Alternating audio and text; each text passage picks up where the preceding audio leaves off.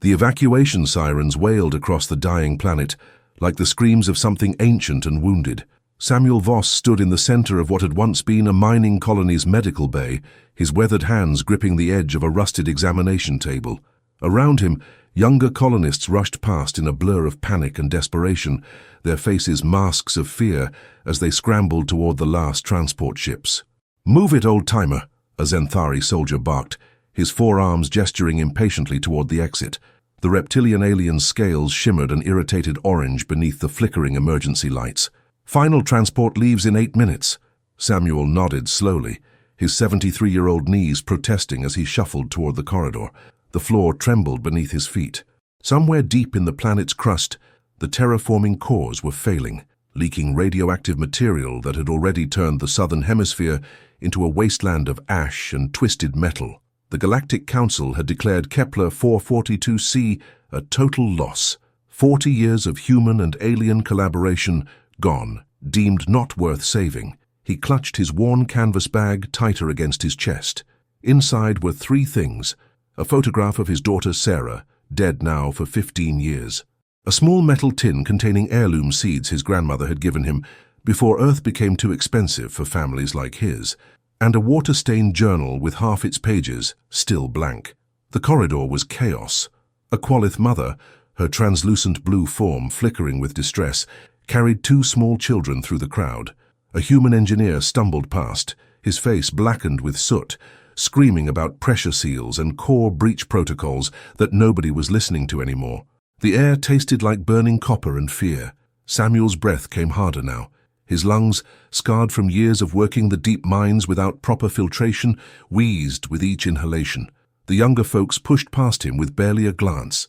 To them, he was just another piece of colony debris, too slow, too old, taking up space that could save someone useful. "Samuel!"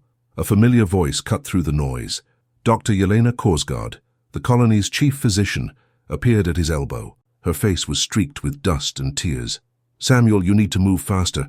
The last transport—" "I'm going as fast as I can, Yelena." His voice was calm, the kind of calm that comes from 7 decades of disappointments absorbed and processed. "You go on ahead. Help the families." "Samuel, I'm not leaving you." Another tremor, stronger this time. The ceiling above them cracked, raining dust and fragments of insulation. Someone screamed. The crowd surged forward like a living thing, desperate and mindless. Samuel felt himself pushed sideways, his shoulder slamming into the wall. Pain flared through his arthritic joints. When he looked up, Yelena was gone, swept away in the tide of bodies. He continued forward, one agonizing step at a time. His chest burned, his vision blurred at the edges. Through the viewport windows lining the corridor, he could see the colony's landing pad. 3 massive transport ships, their hulls scarred and patched from years of service, sat with boarding ramps extended. Streams of refugees poured into their cargo bays like ants fleeing a flooding nest. Samuel reached the outer airlock. The wind outside screamed through the broken seals, carrying with it the acrid stench of atmospheric collapse.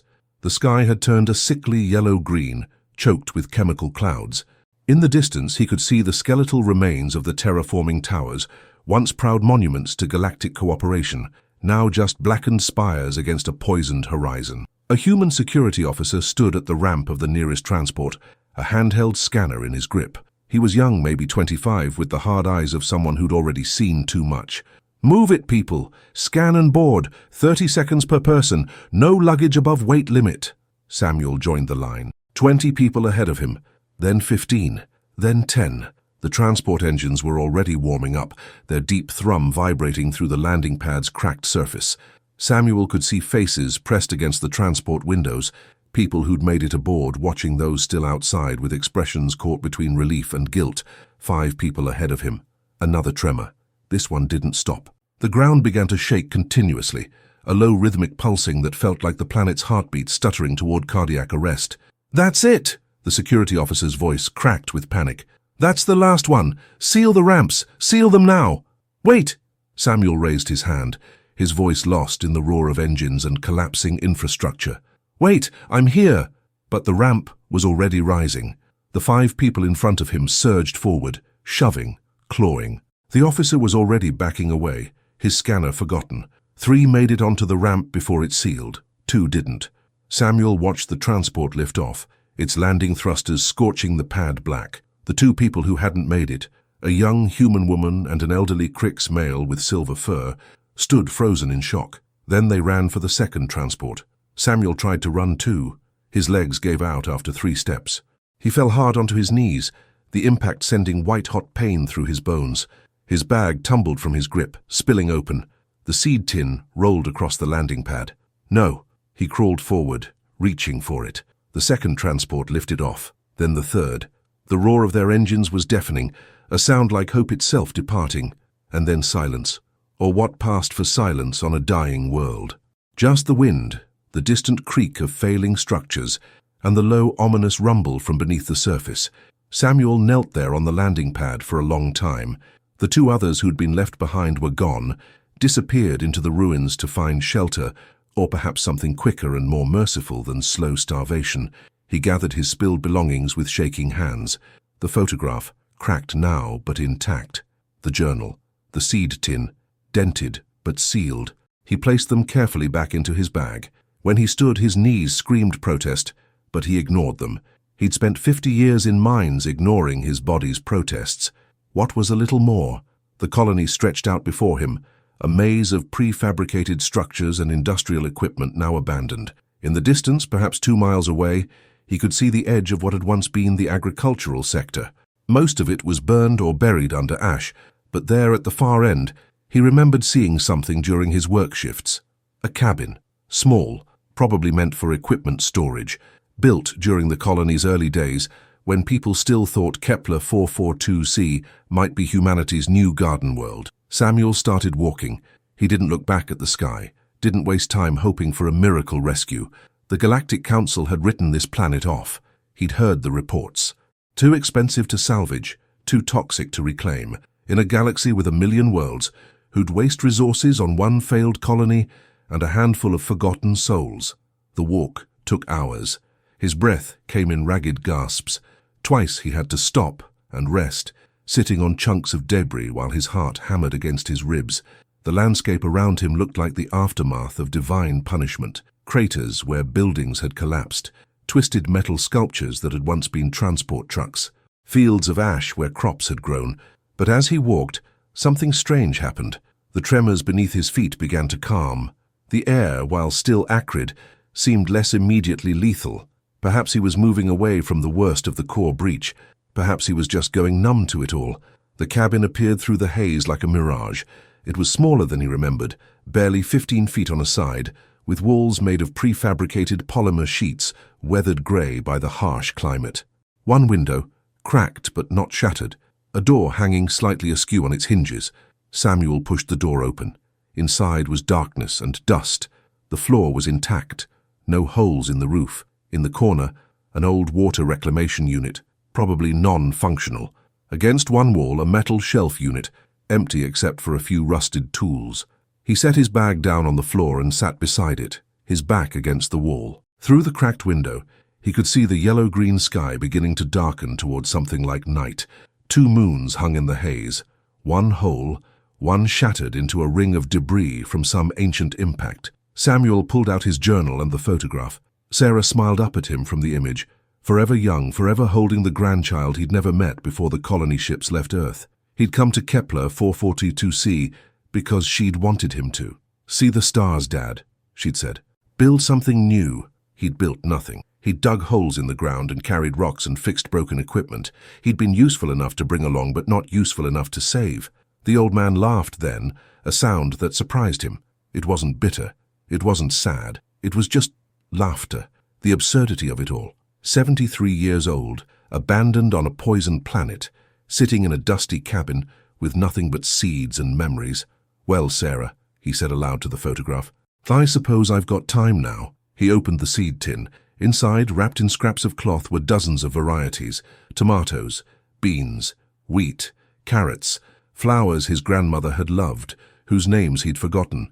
Silly, sentimental things to carry across light years. Things everyone had told him were pointless when the colony had industrial food synthesizers. Samuel held a seed up to the fading light. It was a bean seed, wrinkled and brown, smaller than his thumbnail. "Probably dead," he muttered. "Probably all dead." but probably wasn't certainly. He tucked the photograph back into his bag and stood, joints protesting. Outside, the wind had died down. The rumbling from below had faded to an occasional tremor, like the planet was sighing in its sleep. Samuel walked around the cabin, examining the ground. The soil, if you could call it that, was grey and lifeless, contaminated by decades of industrial runoff and now further poisoned by whatever was leaking from the core breach. Nothing would grow here, not naturally. But then, Samuel Voss had never been particularly interested in natural. He found a piece of twisted metal in the debris outside, something that had once been part of a support beam. It was roughly the shape of a spade if you squinted and ignored the rust. Good enough. As the alien sky darkened fully and strange stars emerged through the chemical haze, an old man began to dig a hole in poisoned ground, humming a tune his grandmother had taught him, his breath misting in the cooling air. Somewhere in the galaxy, the transport ships were jumping to hyperspace, carrying their refugee cargo toward processing centers and reassignment camps. The Galactic Council was filing reports, closing out the Kepler 442c project with appropriate bureaucratic finality. And on the surface of a dying world, a man planted a seed, not because he believed it would grow, but because he didn't know what else to do with hope. Samuel woke to pain. It was nothing new. His back had been screaming at him for the better part of 20 years, a souvenir from a cave-in on Europa that the colony doctors had patched but never quite fixed. What was new was waking up at all. Pale light filtered through the cracked window of the cabin. He'd survived the night. That was something. He sat up slowly, every vertebra announcing its displeasure. The cabin was cold enough that his breath fogged. Outside, the world was quiet, except for the whisper of wind across dead earth and the occasional groan of settling debris in the distance. His stomach growled, reminding him of practicalities. Food, water, the things that would kill him long before radiation or atmospheric poisoning if he didn't solve them soon. The water reclamation unit in the corner was his first priority. Samuel spent the morning taking it apart with the rusted tools he'd found. His hands, gnarled by age and labor, still remembered how machines fit together. 40 years of fixing broken equipment in places where calling for a technician meant waiting weeks for a supply ship had taught him to be resourceful. The unit's filtration membrane was cracked, but the basic condensation system seemed intact. There was moisture in the air here, even if it was laced with toxins. If he could rig something to pre-filter it, he worked methodically, talking to himself as he often did when alone. This coupling here, see? It's just corroded. Wire brush will clean that right up. And this valve, well, she's stuck, but a little percussive maintenance. He gave it a sharp rap with a wrench. Something inside clanked free. There we go. Always works. By midday, he had water.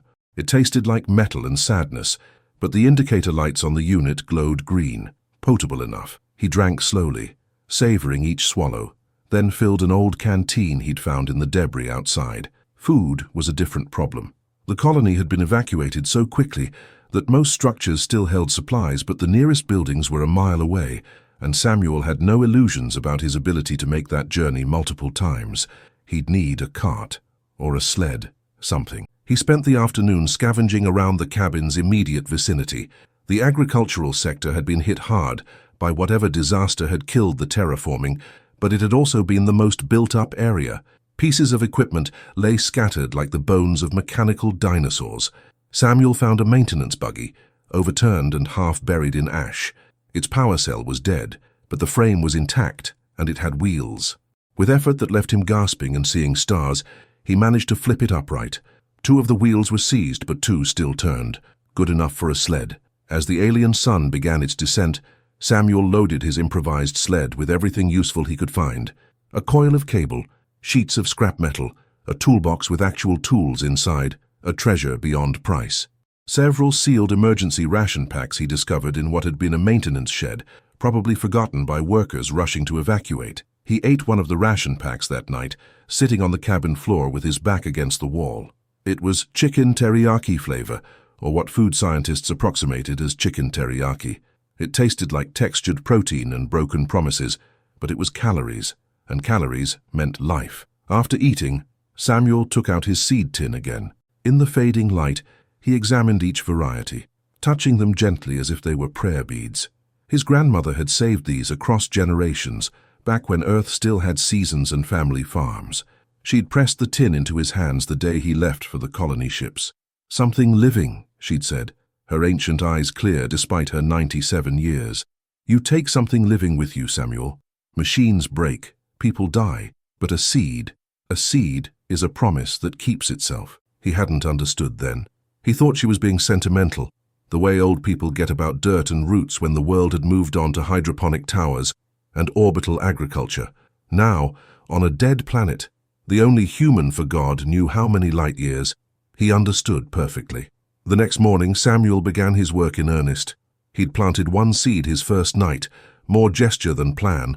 Now he needed to think like a farmer, which was amusing since he'd never been one. But he'd watched the agricultural techs during his years in the colony. He'd listened to their complaints about pH levels and nutrient density and contamination. The soil around the cabin was useless, toxically so. Testing it would require equipment he didn't have, but his eyes and nose told him enough. Grey, lifeless, probably saturated with heavy metals and industrial runoff. Nothing would grow in it without help. Samuel spent 3 days building what he mentally termed the filter. It was an ugly contraption, cobbled together from scrap metal sheets. Gravel he sorted by hand from debris piles, and layers of ash he baked in a makeshift kiln to create rudimentary activated carbon. The whole thing looked like a drunk architect's nightmare, but the principle was sound. Water would trickle through the layers, each one pulling out different contaminants. He positioned the filter on a slight slope he'd identified near the cabin and spent an entire day hauling buckets of the least terrible dirt he could find. His back screamed.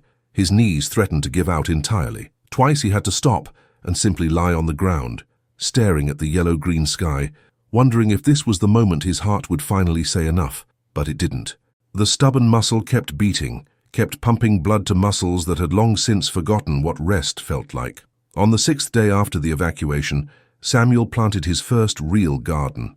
He'd processed about 40 pounds of soil through his filter, creating a small plot roughly 6 feet square. It wasn't much, it probably wasn't clean enough, but it was better than raw poison. He planted the seeds methodically, using a scrap of metal bent into a trowel. Beans in one section, quick-growing and nitrogen-fixing. Tomatoes in another because they were hardy and he'd loved them as a child. Carrots because why not? And in the very center, a single sunflower seed, because his grandmother had loved them, and because he needed something beautiful to look at while he slowly died. After planting, he rigged a watering system using the reclamation unit, some plastic tubing he'd salvaged, and a cracked bucket with holes punched in the bottom. It was primitive, but it would deliver moisture without him having to make constant trips. Then he waited. The waiting was its own kind of death. Samuel had never been good at stillness. 50 years of shift work had programmed him for routine, for tasks with clear endpoints.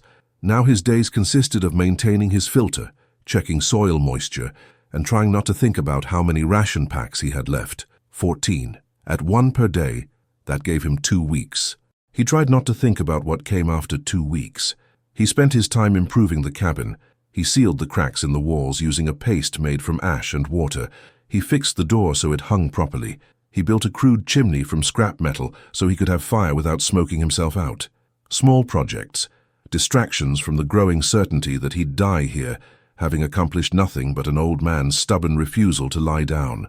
On the 10th day, he saw green. At first he thought it was hallucination, oxygen deprivation maybe, or some toxin in the water finally affecting his brain. He'd been checking the garden plot in the morning light, as he did every day, expecting nothing because nothing was all this dead world had shown him.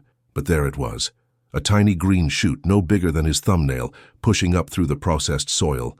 Samuel knelt so quickly he nearly fell. His hands shook as he reached toward the shoot, then stopped, afraid to touch it, afraid it would disappear like morning fog. It was real, a bean sprout, its seed leaves just unfurling, impossibly green against the grey soil. "Oh," Samuel said, "just that, just oh," because there were no other words for what he was feeling. Something between joy and terror and disbelief so profound, it hurt. He sat in the dirt next to his garden for an hour, maybe more, just watching the sprout, waiting for it to wither, waiting for the toxic air to kill it, waiting for reality to reassert itself. It didn't wither. It stood there, a tiny green flag of rebellion against a dead world. Over the next week, more sprouts emerged, 3 more beans, 2 tomato plants, fragile as hope. The carrots took longer, but eventually he saw their feathery tops pushing through. The sunflower remained dormant, but Samuel didn't mind. The others were enough, more than enough. He talked to them as they grew, the way his grandmother had talked to her gardens back on Earth. That's it, little one. You push up toward that terrible sky. Show it what you're made of. Show this whole dead rock what living means. The plants grew slowly, struggling against air that shouldn't support them, and soil that was more filtered poison than earth. But they grew. By the 3rd week, the bean plants were 6 inches tall. The tomatoes had their first true leaves. Samuel's ration packs ran out on the 21st day. He ate the last one slowly, making it last as long as possible. Chicken teriyaki again. He'd saved it for last deliberately, wanting his final meal to be the first one he'd had in the cabin. Symmetry seemed important. That night he sat with his grandmother's photograph and his journal. He'd been writing in it daily, documenting his filter design, his planting schedule, his observations about the plant's growth. If someone ever came back to this world, if anyone ever wondered what happened to the old man who'd been left behind, they'd have a record. I don't regret it, he wrote. Strange thing to say when I'm starving to death on a poison planet. But these 3 weeks, watching things grow where nothing should grow, that's been worth something. That's been proof that giving up isn't the only option. I hope whoever reads this understands that. I hope they... He stopped writing. Through the cabin's cracked window, he'd seen something moving. Samuel grabbed the heavy wrench he kept near his sleeping roll, what passed for a weapon in his limited arsenal. He moved to the window, his heart hammering. Outside, in the dim light of the setting sun, something was walking through the ruins. It wasn't human. The creature was roughly humanoid, but wrong in subtle ways. Too tall, maybe 7 feet. Arms slightly too long. Its skin had a faint luminescence, casting a soft blue glow in the gathering darkness. It wore no clothing, but its body was covered in geometric patterns that seemed to shift and flow. Samuel watched as the creature approached his garden. It stopped at the edge of the plot, staring down at the growing plants. Then it knelt, moving with an odd, liquid grace. It reached out one long-fingered hand toward the bean plants. "Hey!" Samuel's voice came out as more croak than shout, but it was enough. "Hey, those are mine!" The creature's head snapped toward the cabin. Its face was almost human except for the eyes, which were entirely black and reflected starlight like polished stones. It stood slowly, and Samuel had the distinct impression of something very old and very dangerous assessing him. For a long moment, they stared at each other through the cracked window. Man, and whatever this thing was. Then the creature did something Samuel didn't expect. It bowed, a slow, deliberate inclination of its head, and then it vanished. Not walked away, vanished. There one moment, gone the next. Like mist in sunlight. Samuel stood at the window for a long time, wrench still gripped in his shaking hands, staring at the place where the creature had been. The garden stood undisturbed, his plants reaching toward the poisoned sky. Samuel laughed then, the sound edged with hysteria. Of course this dying world had secrets left. Of course he wasn't alone after all. He went back to his journal and continued writing. I hope whoever reads this knows that giving up isn't the only option, even when logic says you're finished, even when the galaxy itself says you're not worth saving. Plant something anyway, maybe it'll grow. Maybe you'll survive long enough to see it. Maybe you'll discover you were never as alone as you thought. He closed the journal and lay down to sleep, hunger gnawing at his belly, his plants growing outside and somewhere in the ruins, something ancient watching with eyes like starlight on still water. Tomorrow, he'd need to find food. Tomorrow, he'd need to figure out what that creature was and what it wanted. But tonight he'd seen green growing in dead soil. Tonight, that was enough. Samuel woke to the sound of rain. Real rain, not the acidic drizzle that had occasionally fallen during his first weeks. He lay still for a moment, listening to the gentle patter on the cabin's metal roof, a sound so normal it felt like memory made audible. When he finally dragged himself upright, his stomach cramped with emptiness. 22 days since the evacuation, 1 day since his rations ran out. His body was beginning to consume itself, and he could feel the weakness settling into his bones, like winter cold. He shuffled to the door and opened it. The rain was light, barely more than mist, but the air smelled different, less acrid, almost clean. The yellow-green tint of the sky had faded slightly, though whether that was real or wishful thinking he couldn't say. His garden had grown. The bean plants were now nearly a foot tall, their leaves broad and healthy. The tomato plants had flower buds. Even the carrots had developed substantial tops. And in the center, finally, the sunflower had sprouted, its seed leaves just emerging from the soil. Samuel knelt beside the plants, running his fingers gently over the bean leaves. They felt real, solid, alive in a way nothing else on this world was. "Good morning, children," he murmured. "Look at you, growing up so fast." His stomach cramped again, harder this time. He pressed a hand against it, as if pressure alone could silence the complaint. Food. He needed food. The colony buildings held supplies, but they were miles away and he was running on empty. The walk there would be difficult. The walk back, carrying anything useful, might be impossible. He was contemplating this grim arithmetic when he saw it. At the edge of his garden plot, sitting on a flat piece of stone he'd been using as a working surface, was a small bundle wrapped in what looked like leaves. Large leaves, dark green and glossy, like nothing that grew on this planet, like nothing that should exist here at all. Samuel approached slowly, his wrench in hand out of habit rather than any real sense of threat. Up close he could see the bundle was bound with what appeared to be vine, also impossibly green and vital. He unwrapped it carefully. Inside were fruits, or at least fruit-like things. They were roughly the size of apples, with skin that shifted between purple and deep blue depending on the angle of light. They smelled sweet, with an undertone of something earthy and complex. Samuel picked one up. It was firm but yielding, warm to the touch. His mouth watered involuntarily. Every instinct screamed at him to bite into it, to end the gnawing emptiness in his gut. But 40 years of colony work had taught him caution. Unknown food on alien worlds killed more people than radiation ever did. There were protocols, testing procedures, none of which he had access to anymore. He sat there holding the fruit, hunger and caution warring inside him. The creature from last night had left this. Had to be. Nothing else made sense. But why? What did a glowing humanoid from a dead planet gain by feeding a stranded old man? Samuel looked at his garden, at the impossible green growing in toxic soil. Then he looked at the fruit in his hand. "Well," he said aloud, "I'm dying anyway. Might as well die full." He bit into the fruit. The skin broke with a crisp snap, and juice flooded his mouth. The taste was extraordinary, like a peach and a mango had a child, and raised it on starlight. Sweet but not cloying, with a richness that made his eyes water. He ate the whole thing, core and all, in less than a minute. Then he ate a second one, and a third. His stomach, shrunken from weeks of rationing, protested the sudden influx. But he didn't care. If this was poison, at least he'd die having tasted something beautiful. When he'd finished 4 of the fruits, leaving 2 in reserve in case they were all he'd get, Samuel sat back against the cabin wall and waited to see if he'd live or die. An hour passed, then 2. He felt no worse than before.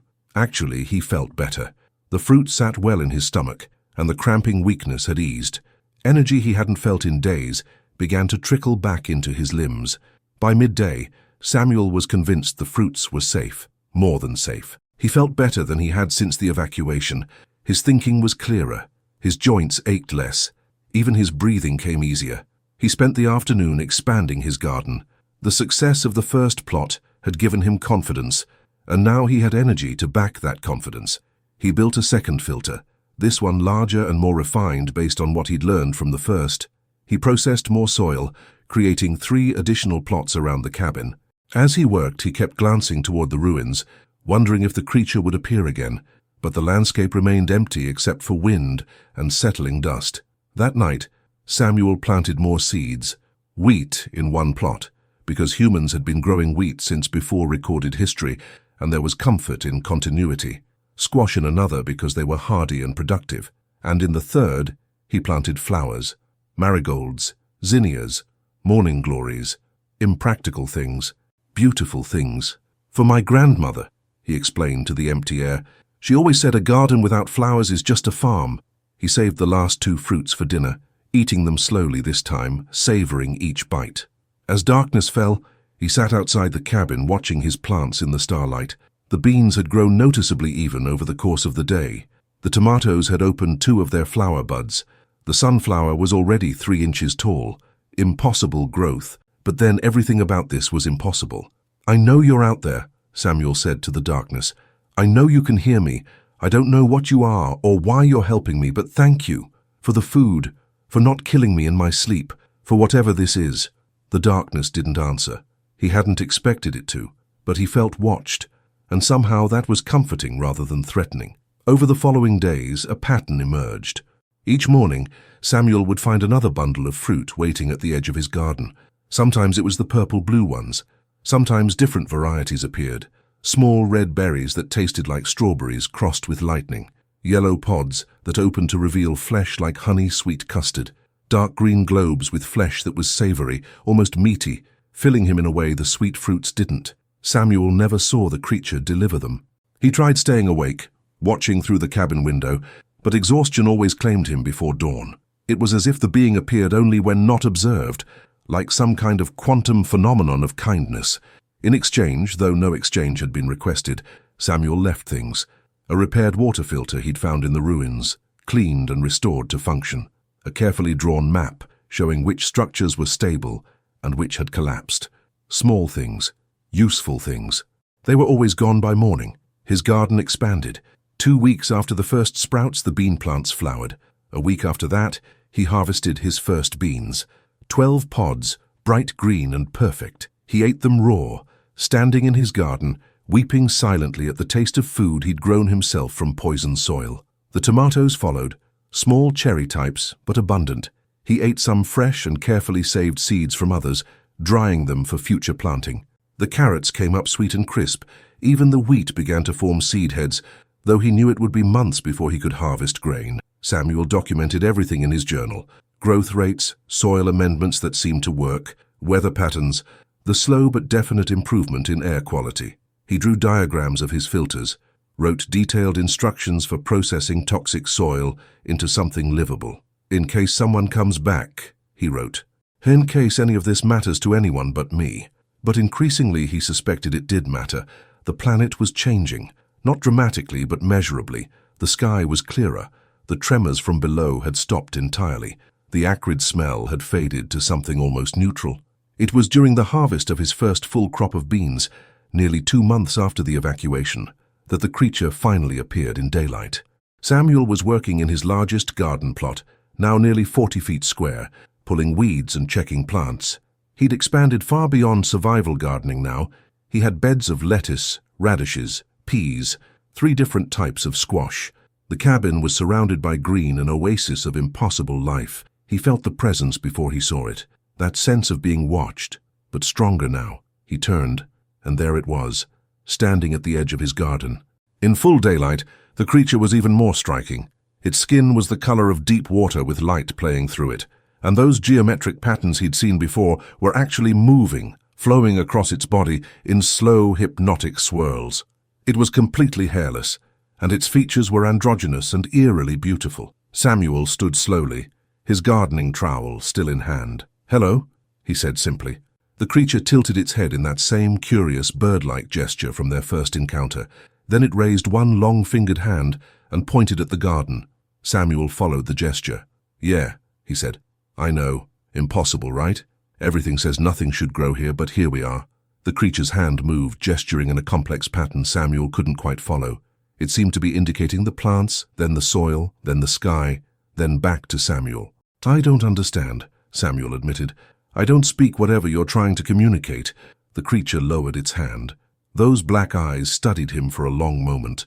Then it did something remarkable. It knelt beside the bean plants and placed both hands on the soil. The geometric patterns on its skin began to glow, pulsing with soft blue light. Samuel watched, transfixed, as the light seemed to sink into the ground. The bean plants responded immediately, their leaves perking up, their stems visibly strengthening.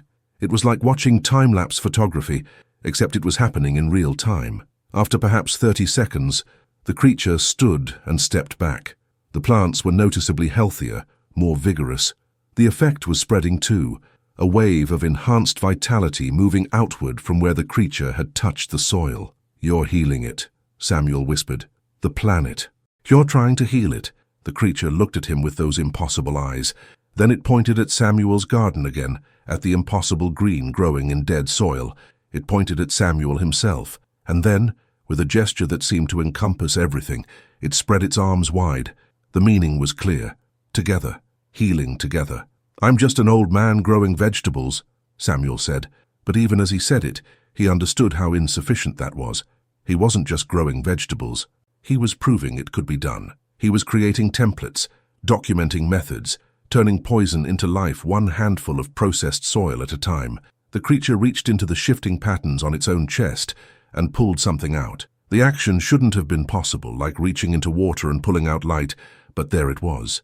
A seed, but unlike any seed Samuel had ever seen. It was crystalline, multifaceted, about the size of a walnut, and it pulsed with the same blue light as the creature's skin. It held the seed out to Samuel. He took it carefully, feeling warmth radiating from its surface. "What is this?" The creature pointed at the ground, then at the sky, then placed both hands over its chest in a gesture that might have been emotion. Hope, maybe, or prayer. "You want me to plant this?" Samuel said. The creature nodded. The gesture was so human, so familiar, it made Samuel's throat tighten. "Okay," he said. "Okay, I'll plant it. I don't know what it'll grow into, but I'll plant it and care for it like my others." The creature's patterns flared brighter, a pulse of what might have been joy or gratitude. Then it did something even more surprising. It reached out and gently touched Samuel's weathered hand, the one holding the crystalline seed. The contact was warm, electric. Samuel felt something pass between them. Not physical, but essential. Understanding, recognition. Two beings, wildly different, united in the simple, stubborn act of trying to make dead things live. Then the creature stepped back and vanished, there one moment and gone the next, leaving only a faint shimmer in the air where it had stood. Samuel stood in his garden, holding the impossible seed, surrounded by impossible green. His hands were shaking. His eyes were wet. "I'll plant it," he said to the empty air. "I'll care for it, I promise." That evening, as the alien sun set and painted the sky in colors that no longer looked quite so sick, Samuel prepared a special plot. He used his best processed soil, mixed with compost he'd been building from plant waste. He dug the hole deep and careful, whispering to the crystalline seed as he worked. "I don't know what you are," he said. "I don't know what you'll become. But you've got good soil, clean water, and a stubborn old man who's got nothing but time. That'll have to be enough." He planted the seed at the center of his garden, in the spot where the sunflower had finally bloomed, a massive yellow face turning toward the dying light. It seemed appropriate, symbolic. After covering the seed and watering it carefully, Samuel sat back and looked at what he'd built. 40 square feet of garden when he'd started, now nearly 300, with plans for more. From one dying old man with a handful of seeds to this, to partnership with something ancient and strange, to hope measured in green shoots and crystal seeds. "Not bad," he said to his grandmother's memory. "Not bad for a useless old miner who wasn't worth saving." That night, Samuel slept deeply and dreamed of forests growing from ash, of rivers running clean through poisoned stone, of an old man and a creature of light planting worlds together, one seed at a time. And in the soil, in the special plot at the center of the garden, the crystalline seed began to glow. The crystalline seed grew unlike anything Samuel had ever witnessed. Within 3 days, it had produced a shoot that glowed with internal light, casting blue shadows across the garden at night. Within a week, it had become a sapling with leaves that seemed to be made of living glass, refracting starlight into rainbow patterns across the ground. By the end of the second week, it was taller than Samuel, its trunk thick and strong, its branches spreading in geometric patterns that reminded him of the markings on the creature's skin. That night, it pulsed gently like a heartbeat visible to the eye. Samuel tended it obsessively, though it seemed to need little care. The soil around it remained perpetually moist despite the dry air. Other plants grew more vigorously near it, as if the tree itself was feeding them. The air around the garden smelled sweeter now, almost floral, despite the fact that only his sunflowers and a few marigolds had bloomed. 3 months after the evacuation, Samuel had transformed the area around his cabin into something that defied the word garden. It was becoming an ecosystem. He had expanded his planting to nearly half an acre, using techniques he'd refined over weeks of trial and error. He'd built terraced beds to manage water flow, created compost heaps that actually produced rich, dark soil, and established what he mentally called his clean zones, areas where the filtered soil had been so thoroughly processed it could support even delicate herbs. He'd also gotten stronger. The mysterious fruits that appeared each morning, combined with vegetables from his own harvest, had filled out his frame. His breathing came easier. The constant ache in his joints had faded to occasional twinges. At 73, he was probably in better shape than he'd been at 60. It was late afternoon, and Samuel was working in his farthest bed, harvesting squash, when he heard it. A sound he'd never expected to hear again. Engines, ship engines, coming from the sky. He straightened slowly, shading his eyes against the setting sun. There, descending through the atmosphere, was a ship, not one of the massive transports that had evacuated the colony, but smaller, a scout vessel or survey ship, its hull gleaming white and gold in the fading light. Samuel's heart hammered against his ribs. Rescue. The word flashed through his mind before he could stop it. After 3 months, someone had come back, but as quickly as hope flared, doubt followed. The Galactic Council had written off Kepler 442c. They'd declared it a total loss. Why would anyone come back? And if they did, would they even look for survivors, or just assess salvage potential? The ship settled onto the old landing pad, the same one Samuel had watched the transports leave from. Its landing gear deployed with hydraulic precision, so different from the panicked evacuation he remembered. Samuel watched from a distance, partially hidden behind a collapsed storage building. He'd learned caution over 3 months of solitude. Better to see who these visitors were before announcing himself. The ship's boarding ramp descended. 3 figures emerged. Even from a quarter-mile away, Samuel could see they weren't human. 2 were Zenthari, their reptilian forms unmistakable even in the dimming light. The third was something he didn't recognize. Tall, ethereal, with what looked like crystalline growths extending from its shoulders. They stood at the edge of the landing pad, looking out over the ruins. One of the Zenthari was scanning the area with some kind of handheld device. The other appeared to be recording, a small drone hovering near its shoulder. Samuel crept closer, moving through the ruins with the slow care of a man who'd learned every hiding spot in his territory. He got close enough to hear voices, translated by the universal comm system that still functioned in his old colony badge, clipped to his shirt out of habit. Atmospheric toxicity down by 60%, the Zenthari with the scanner was saying, its voice rendered in flat mechanical English by the translator. Core radiation signatures have stabilized. This doesn't match our models at all. Could the models have been wrong? The other Zenthari's voice was higher, younger. Maybe the core breach wasn't as severe as we thought.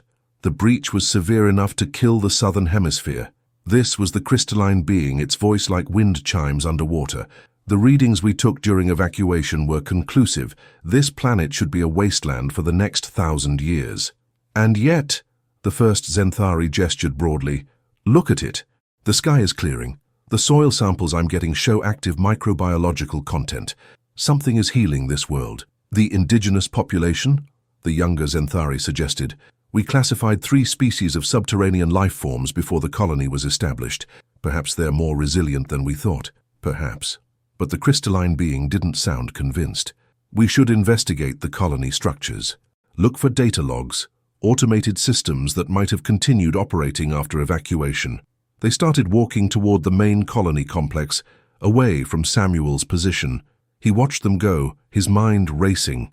They were here to investigate the planet's recovery. They had no idea he existed, no idea that anything he'd done had contributed to whatever they were seeing. He could call out to them, reveal himself, ask for rescue, but something made him hesitate. Maybe it was the clinical way they'd talked about the planet, like it was just data points and resource potential. Maybe it was 3 months of learning to trust his own judgment, his own hands, more than any system or authority. Maybe it was the memory of being left behind because he wasn't worth saving. Or maybe it was simpler than that. Maybe he just wasn't ready to leave. Samuel returned to his cabin as darkness fell. The crystalline tree pulsed gently, casting dancing shadows across his garden. He sat on the ground, his back against the cabin wall, and tried to think through his options. If he revealed himself, they'd take him away, back to processing centers and reassignment camps, back to being an old man with no family, no home, nothing but what the Galactic Council deemed he was owed for his years of service. A small pension, a bunk in some retirement facility on a station somewhere. But if he stayed, he could continue his work. He could keep building this impossible garden. He could keep his partnership with the creature, whatever it was. He could prove that humanity's stubborn refusal to accept death as final wasn't just stupidity, it was power. What do I do? He asked the question aloud, not sure if he was talking to himself, his grandmother's memory, or the creature he knew was watching from somewhere in the darkness. The answer came not in words, but in presence. The creature materialized at the edge of his garden, its form glowing softly in the darkness. It looked toward the colony buildings where the survey team had gone, then back to Samuel. It pointed at Samuel, then at the garden, then at the crystalline tree. Finally, it placed both hands over its chest in that gesture Samuel had come to understand as meaning something like heart or essence or home. "You think I should stay?" Samuel said. The creature nodded. "They might find me anyway. They're going to survey the whole area." The creature made a gesture Samuel hadn't seen before, a sweeping motion that seemed to encompass the entire ruins. Then it pointed at itself and Samuel and made a pressing down motion with its palms. "You can hide us? Hide all of this?" Another nod. Samuel thought about the team's instruments reading atmospheric improvement and biological activity. If the creature could hide things from casual observation, maybe those readings were all they'd find. Data without obvious source. Mysteries to be noted and filed away. "All right," Samuel said finally. "All right, I'll stay, for now. But if they're coming back regularly to study the planet's recovery, eventually someone's going to want answers." The creature's patterns brightened. It approached Samuel and for the second time touched his hand. That same electric warmth, that same sense of understanding passing between them. Then it did something new. It reached up and touched Samuel's forehead. Images flooded Samuel's mind. Not words, but pure meaning.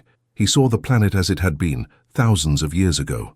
Green, alive, cities of crystal and light, beings like the creature living in harmony with the world.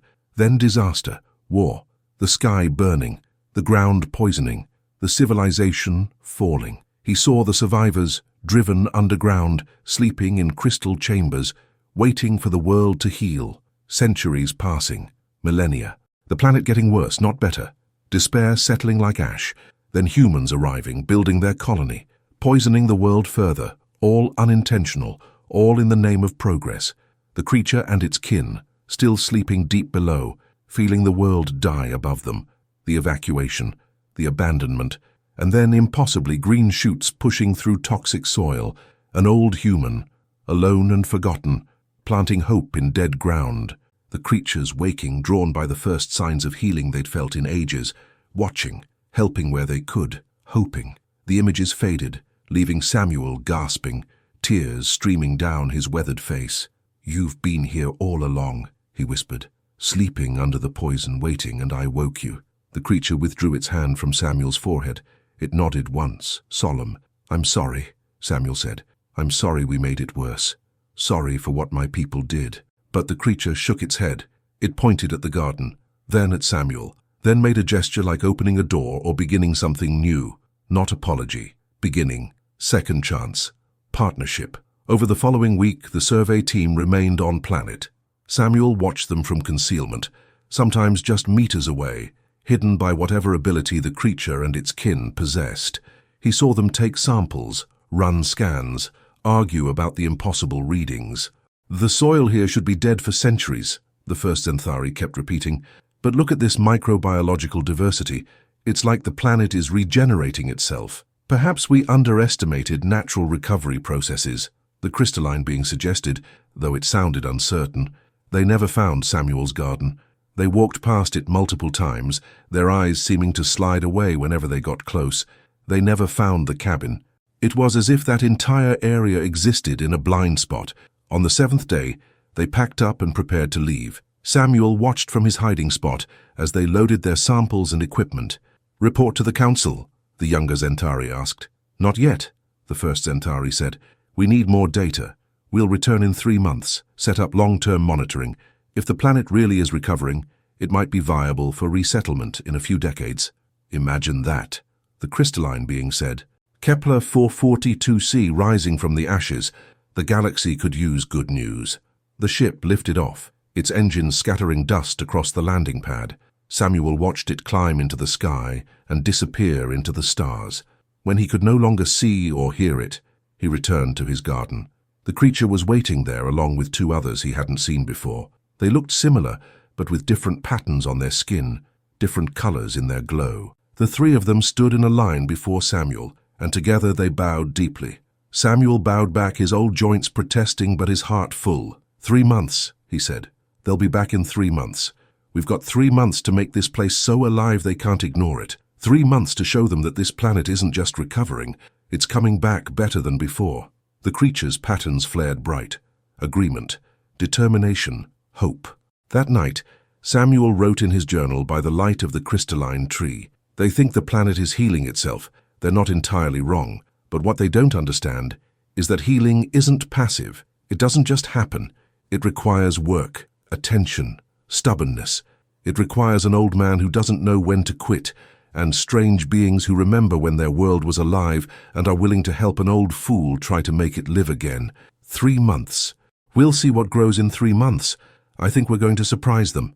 He looked up at the stars, at the same sky the survey ship had disappeared into, and smiled. For the first time in 3 months, maybe for the first time in years, Samuel Voss felt like he was exactly where he was supposed to be, doing exactly what he was meant to do, growing paradise from ashes, one impossible seed at a time. 3 months was both forever and no time at all. Samuel worked like a man possessed, rising before the alien dawn and collapsing long after the 2 moons had risen. But now he wasn't alone. The creatures, whom he'd started calling the Keepers in his journal for lack of a better term, worked alongside him. 3 at first, then 5, then 7. They emerged from underground passages Samuel hadn't known existed, bringing with them knowledge that predated human civilization. They showed him which minerals could be extracted from the ruins and processed into soil amendments.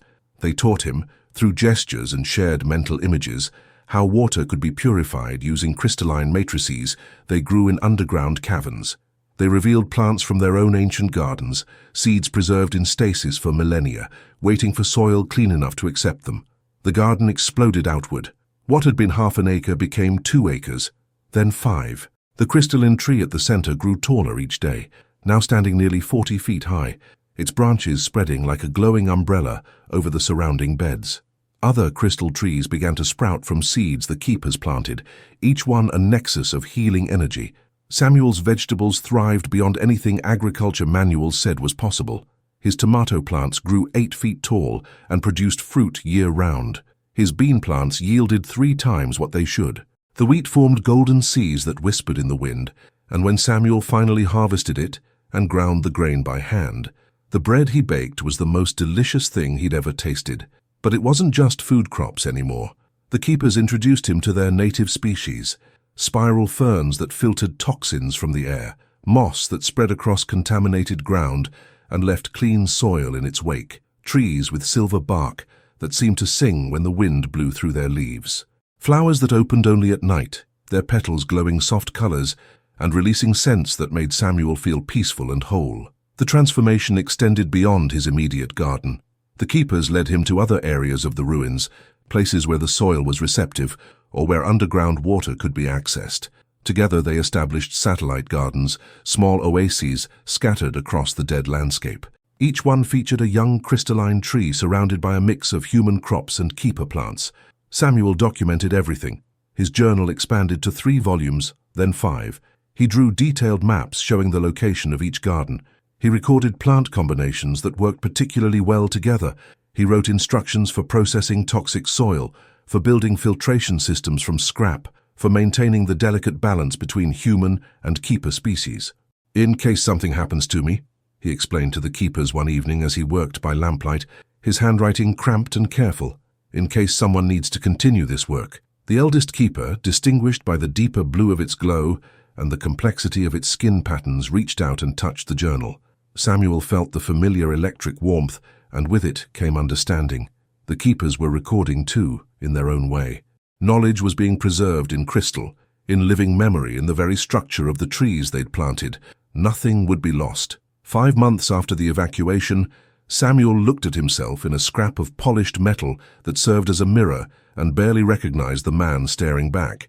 He'd gained 30 pounds of healthy weight. His skin, weathered and sun-darkened, looked healthier than it had in years. The constant pain that had been his companion for decades was gone. He moved with an ease he hadn't felt since his 40s. "The food," he said to the eldest Keeper, "your fruits, they're not just feeding me, they're healing me." The Keeper nodded. Its patterns rippled in what Samuel had learned to interpret as gentle amusement. Of course they were healing him. Did he think they would give him food that was merely nutritious? "How long?" Samuel asked. "How long can I live eating this way?" The keeper's response was an image of a human, clearly very old but still strong and vital, working in a garden that stretched to the horizon. How old the figure was, Samuel couldn't tell. Old enough that age itself seemed to have become irrelevant. "That's impossible," Samuel said. But he was standing in a garden that shouldn't exist, on a planet that should be dead, talking to a being that had slept underground for millennia. Impossible had lost most of its meaning. 6 months in, the gardens covered nearly 20 acres in total, scattered across the colony ruins. The main garden around Samuel's cabin had become a small forest, with the original crystalline tree now towering 70 feet above the ground. Its roots had spread far underground, and everywhere they reached, the soil became clean. The poison was being actively consumed, transformed into nutrients by processes Samuel didn't fully understand, but had learned to trust. The air quality had improved dramatically. Samuel no longer needed to filter his water as carefully. The sky, once yellow-green and oppressive, now showed patches of actual blue. At night, stars were visible without the interference of toxic clouds. The planet was remembering how to be alive. It was during the 7th month that Samuel encountered the first wild animal. He was working in one of the outer gardens, harvesting squash, when he heard a rustling in the ferns. He turned to find a small creature watching him with curious eyes. It looked almost like a rabbit, but with 6 legs and iridescent fur that shifted colors in the light. It sat on its haunches, nose twitching, completely unafraid. Samuel froze. In 7 months, he'd seen exactly one type of mobile life form, the keepers. Everything else had been plants and microorganisms, but here was an animal, a mammal analog of some kind. "Hello there," he whispered. "Where did you come from?" The creature hopped closer, sniffing at a cabbage leaf. Samuel watched, barely breathing, as it nibbled delicately at the green. Its movements were quick, but not panicked. It seemed healthy, at home. More rustling in the ferns. 2 more of the creatures emerged, then 3 more. They moved through the garden like they owned it, sampling vegetables here and there, but not destroying anything. The eldest keeper materialized beside Samuel, so suddenly he jumped. "They're back," Samuel said, wonder in his voice. "The native species. They're waking up." The keeper's patterns brightened joyfully. It knelt and extended a hand toward one of the creatures. The animal hopped over and pressed its nose against the keeper's palm, then continued on its way. Over the following weeks, more species appeared. Insects that looked like jeweled beetles pollinating the keeper flowers. Small lizard things that sunned themselves on rocks and ate the insects. Bird analogues with 4 wings and crystalline feathers that sang in harmonies Samuel's ears could barely process. The gardens were becoming true ecosystems, complete with prey and predators, decomposers and pollinators. "It's not just about plants," Samuel wrote in his journal. The keepers knew this. They've been bringing back their world's full ecology, piece by piece. Every species has a role. Every creature contributes to the balance. This isn't a garden. It's resurrection. 8 months after the evacuation, Samuel stood at the highest point in the ruins, looking out over his domain. From this vantage, he could see all the major gardens. They showed as patches of vivid green against the grey wasteland, like emeralds scattered across ash. The crystalline trees glowed even in daylight, marking each oasis. It was beautiful. It was impossible. It was everything Samuel had never dared to hope for when he'd planted that first bean seed in desperation and defiance. But it was also fragile. The survey team would return soon, in a month, maybe less. And when they did, they'd find a planet that wasn't just recovering. They'd find one that was thriving in ways that would demand explanation. Samuel descended from his vantage point and made his way back to the main garden. The keepers were waiting. All 7 of them gathered around the great crystalline tree. They'd never all assembled together before. The sight made Samuel's heart quicken. The eldest stepped forward. It placed a hand on the tree's trunk, and the tree responded, its glow intensifying. Images flooded Samuel's mind, clearer and more detailed than ever before. He saw the survey ship returning, saw the team's shock at finding a transformed world, saw them searching, determined now to find the source of the change, saw them discovering the gardens, the keepers, Samuel himself. But then the vision branched. In one path, the council claimed the planet. The keepers were studied, catalogued, controlled. Samuel was removed. The gardens were analyzed and replicated industrially, stripped of their soul and purpose.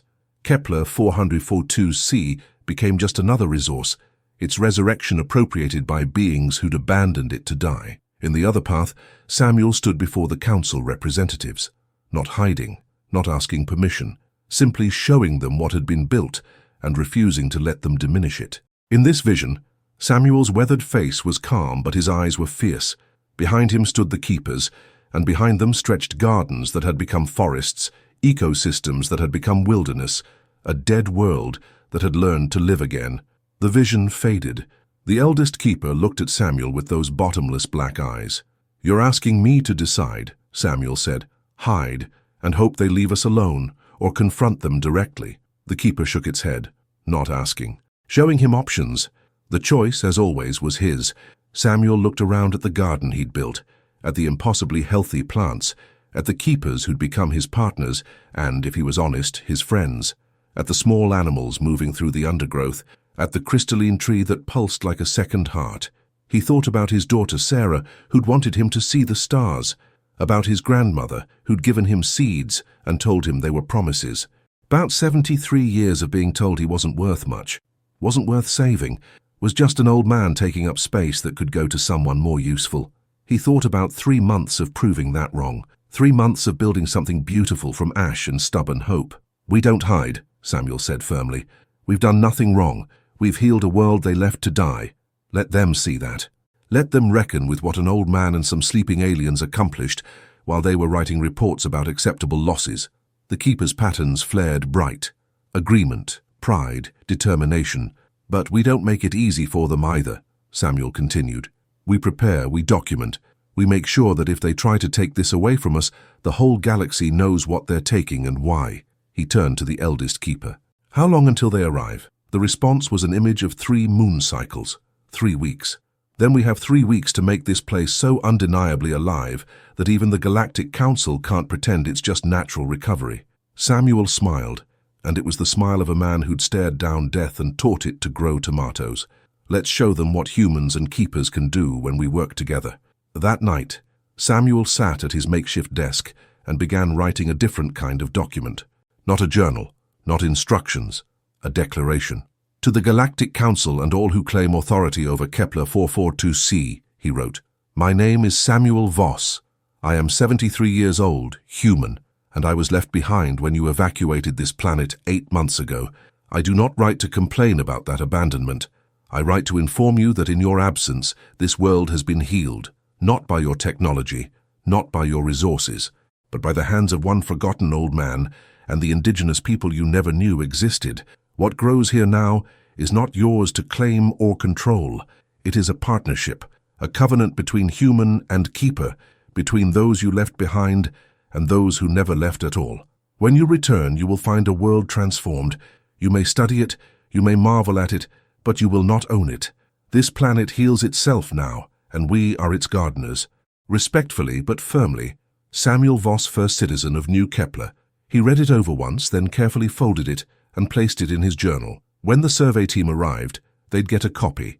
Then Samuel went outside and stood under the great crystalline tree, looking up at its glowing branches and the stars beyond. 3 weeks, he said to the keepers, who'd gathered silently around him. "Let's make them count."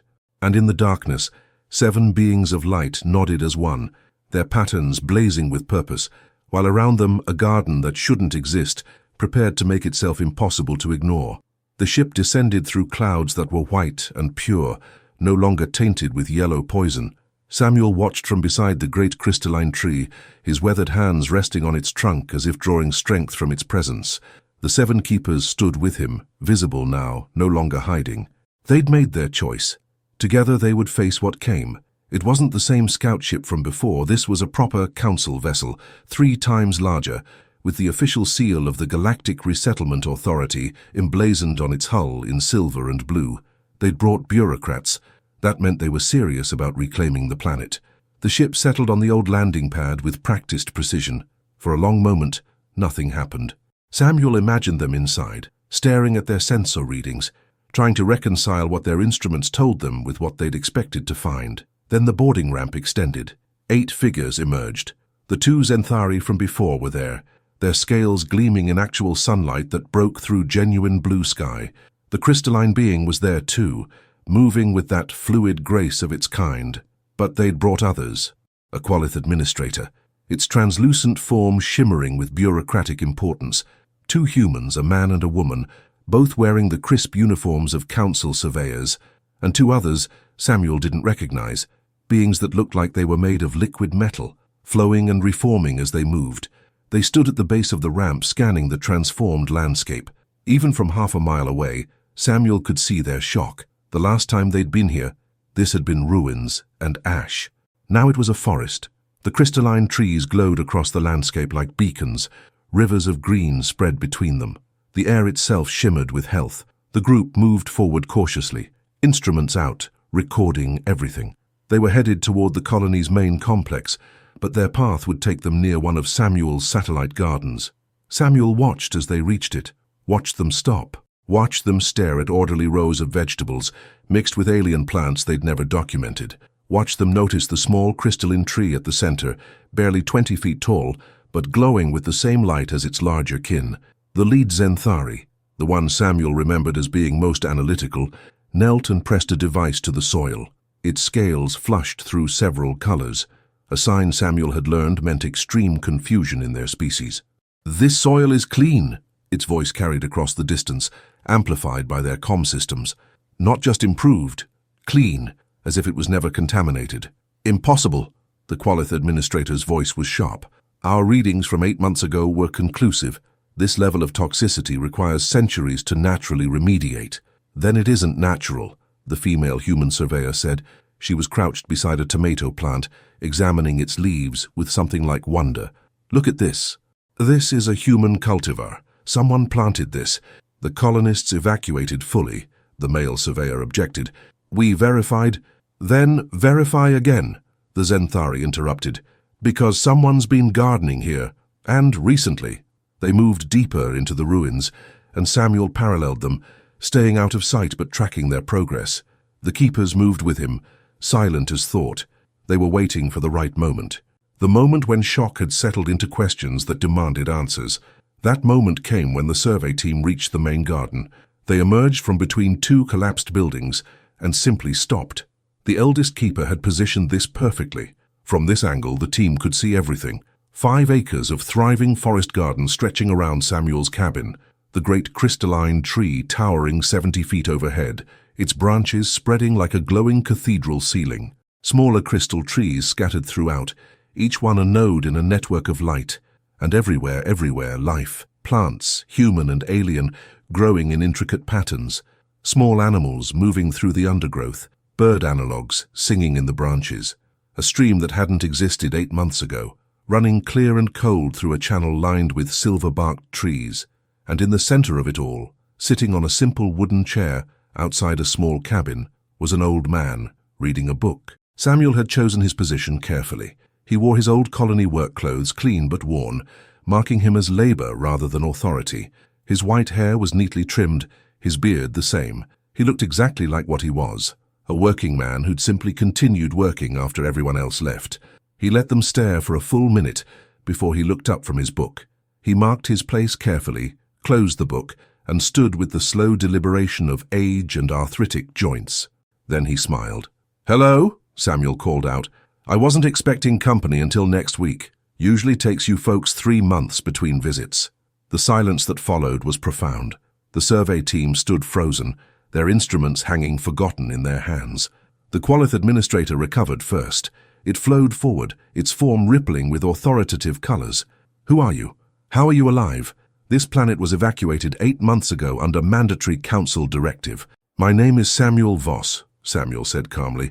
"I'm 73 years old. I was a maintenance technician for the colony, and I'm alive because I decided not to die.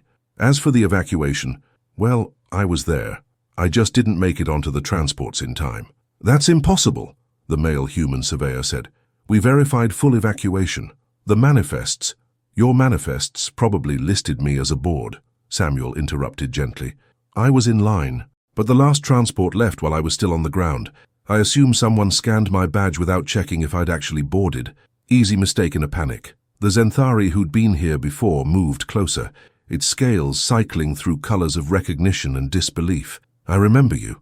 You were in the evacuation line, the old human who couldn't move fast enough." "That's me," Samuel agreed, "though I move better these days. Turns out good food and meaningful work are excellent medicine. You've been alone here for 8 months, the crystalline being said slowly, and there was something in its voice Samuel couldn't quite identify. Awe, maybe, or horror. Alone on a toxic planet with no supplies, no support. How did you survive? Samuel gestured at the garden around him. I planted some seeds. They grew. I ate what they produced. It wasn't complicated. Wasn't complicated, the female surveyor repeated. She laughed, but it was the laugh of someone confronting something so far beyond their understanding it had become absurd. Sir, this planet was classified as uninhabitable. The soil was poisoned. The air was toxic. The radiation levels would have killed you in weeks. Should have, Samuel agreed. But I'm a stubborn old bastard and I had help. Help? The Qualith administrator's form sharpened, become more focused. There are other survivors, not human ones.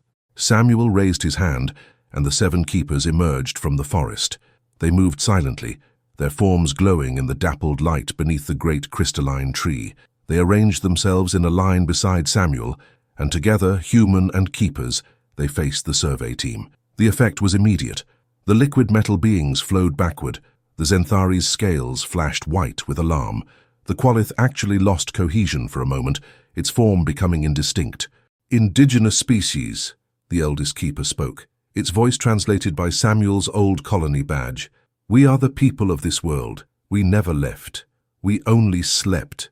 The subsurface life forms, the analytical Zenthari breathed. You're the subsurface species we detected during initial survey, but our scans showed you were non-sentient, barely complex organisms.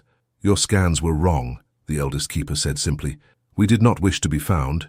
We were sleeping, healing, waiting for our world to remember itself. And then I showed up, Samuel added. An old man too stubborn to die planting vegetables in poisoned soil. Turns out that was enough. Enough to wake them. Enough to start something neither of us could have done alone. The female surveyor had her recording device out, capturing everything. Her hands were shaking. This is first contact. Official first contact with a pre-industrial civilization. Do you understand what that means? There are protocols, procedures. The council will need to understand something. Samuel interrupted, his voice hardening. This planet doesn't belong to you. It doesn't belong to the Galactic Resettlement Authority or any other bureaucracy. It belongs to the people who never left it, and to the stubborn old fool who refused to let it die. That's not how galactic law works, the Qualith administrator said. Kepler 442c was surveyed, registered, and approved for colonial settlement 37 years ago. The indigenous species were classified as non-sentient. That classification gives the Council full authority. Your classification was wrong, Samuel said flatly. And you know what? I don't care about galactic law, I care about this. He gestured at the garden, at the thriving ecosystem. 8 months ago, you abandoned this planet, wrote it off, left it to die, left me to die. Well, we didn't. We healed it instead. The keepers and me. We turned ash into forest. We turned poison into paradise. And now you want to show up with your protocols and your authority and tell us how things are going to work. Mr. Voss, the male surveyor said carefully, we understand you've been through a traumatic experience. Abandonment, isolation, survival against impossible odds.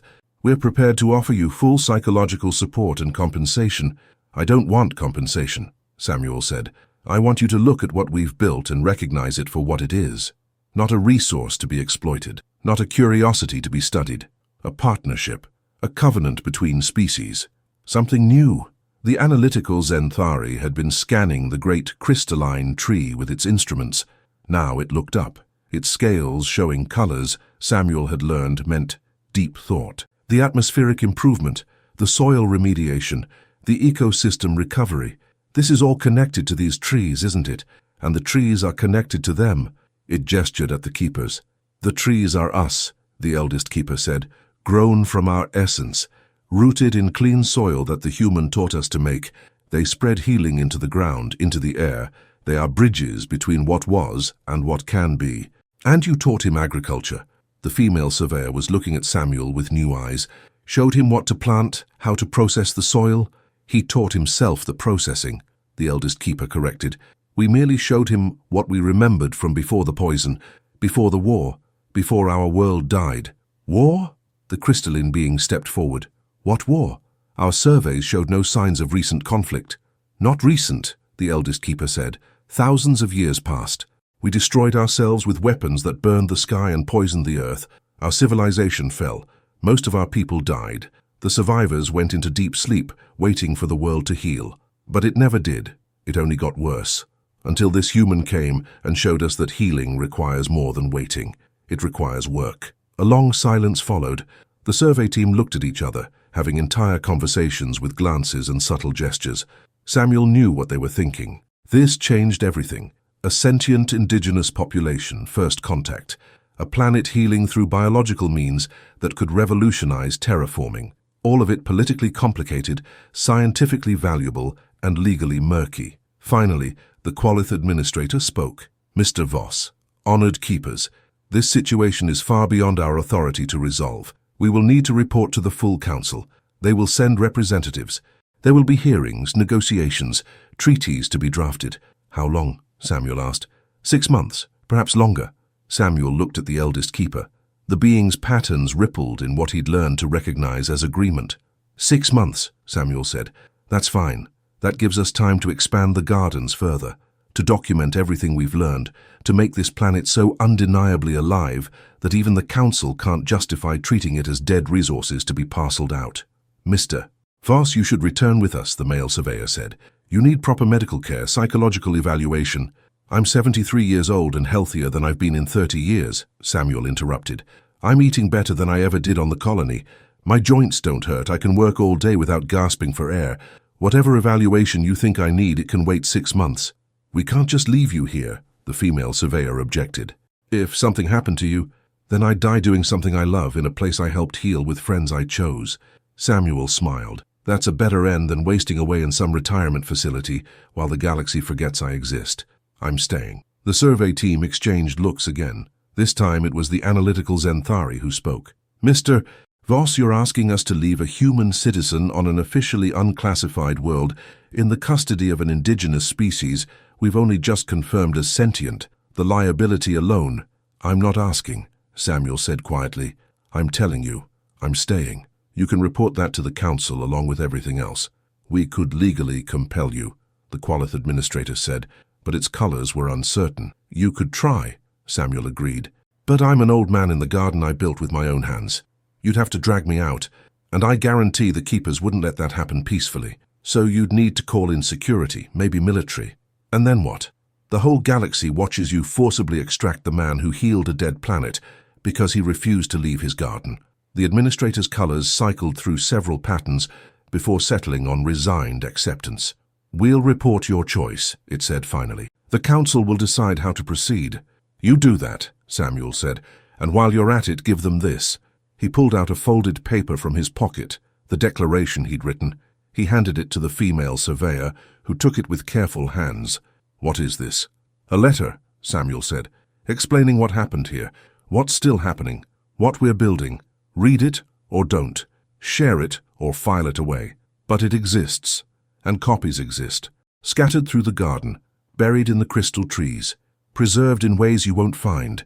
So if the council tries to make this disappear, if they try to turn this into just another resettlement project, the truth will still be here, waiting. The female surveyor unfolded the letter and read it, her eyes widening.